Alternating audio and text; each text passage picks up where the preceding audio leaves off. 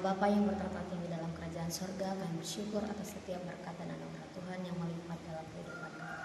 Terima kasih untuk pagi hari ini, Tuhan, Kau masih memberikan kami kesehatan, nafas kehidupan sehingga kami boleh bangun dan melanjutkan segala aktivitas kami. Sebelum kami melakukan segala kegiatan kami, dalam satu hari ini kami terlebih dahulu menyerahkan hidup kami ke dalam tangan-Mu.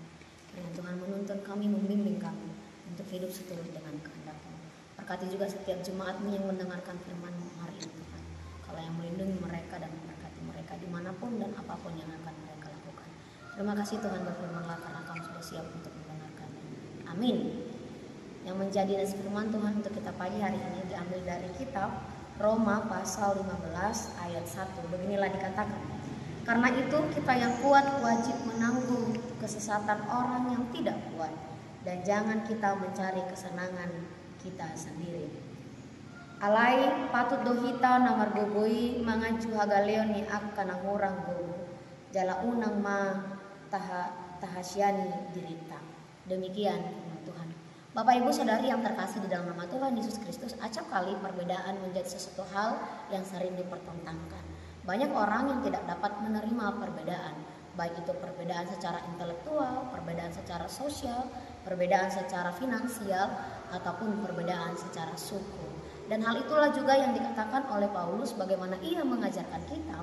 Paulus mengingatkan untuk membantu kita belajar bagaimana menghadapi perbedaan, menganggap perbedaan itu menjadi sebuah kekayaan yang bersumber dari Allah. Oleh karena itu ia mengajarkan kita bahwa ketika kita berselisih, hendaknya kita jangan saling memegahkan dan tidak saling menghakimi. Itulah sebabnya ia mengatakan untuk mampu menerima perbedaan. Dan alasan yang ia berikan kepada kita adalah bahwa kita adalah milik Tuhan dan sama-sama bersumber dari Tuhan, dan kita masing-masing ingin menghormati Tuhan. Oleh karena itu, kita masing-masing bertanggung jawab kepada Tuhan dan kepada diri kita satu sama lain. Oleh karena itu, ia mengajak, mendorong kita melalui renungan pagi hari ini untuk tidak melakukan apapun yang menyebabkan orang lain, orang di sekitar kita atau orang Kristen lainnya jatuh ke dalam dosa. Melainkan kita harus saling membangun, bukan saling menjatuhkan. Namun dalam realita kehidupan, ketika perbedaan, di situ juga tercipta sebuah perpecahan. Ketika seseorang berbeda dari kita, acap kali kita tidak dapat menerimanya, sehingga hal itu menjadi sebuah masalah. Kita cenderung menghakimi ataupun mengasingkan orang tersebut. Namun firman Allah mengingatkan kita hari ini bagaimana perbedaan itu harus kita lihat yang bersumber dari Allah. Dan ia memiliki beberapa pemikiran tentang hal tersebut.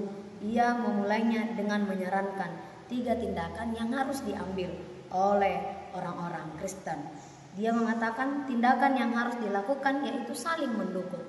Sama halnya dalam nats kita pada hari ini di ayat 1 ini dikatakan kita harus saling menanggung kesesatan orang yang tidak kuat, dan jangan kita mencari kesenangan kita sendiri.